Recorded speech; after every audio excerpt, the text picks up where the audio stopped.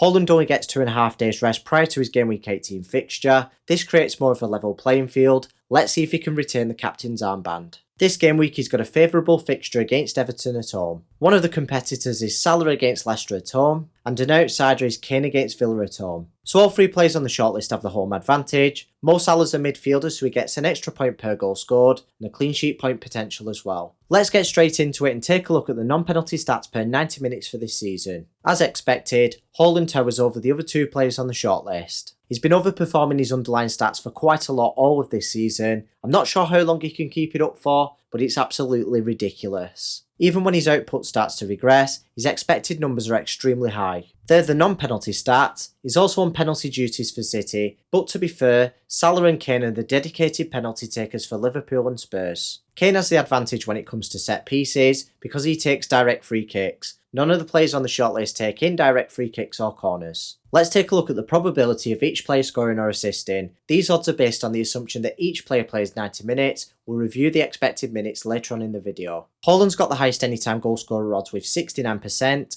Salah trails by 13%, and Kane trails by 20%. Salah's got the highest anytime assist odds with 32%, Haaland's only 1% behind, and Kane's 6% behind. Both of these probabilities combined give Haaland the best chance of returning if he plays the whole match. Don't forget that with Salah being a midfielder, he gets an extra 20% of the points per goal scored. That puts him roughly level with Haaland on the weighted odds, but to be fair, Haaland's got the best chance of returning and the lowest chance of blanking. At this point in the video, it's looking obvious that Kane's in third place. He doesn't compete on the points projections either. Haaland's got the highest figure overall with 8.1 on Fantasy Football Fix. Whilst over on Fantasy Football Scout, they've got him and Salah neck and neck on 7.8. Haaland has the most promising points projections because he's 1.1 ahead of Salah on Fantasy Football Fix. By comparing the opposition's defence, we can see that there isn't much between the opponents this game week. Whilst Leicester have the most goals conceded per 90 minutes, they seem to have improved the defending before the World Cup. Another thing is that the expected numbers are better at projecting the future goals conceded than the actual goals conceded themselves. So with that information, I wouldn't refer too much to Everton's 1.2 goals conceded per 90 minutes. Before we draw up a conclusion, let's carry out a quick risk assessment.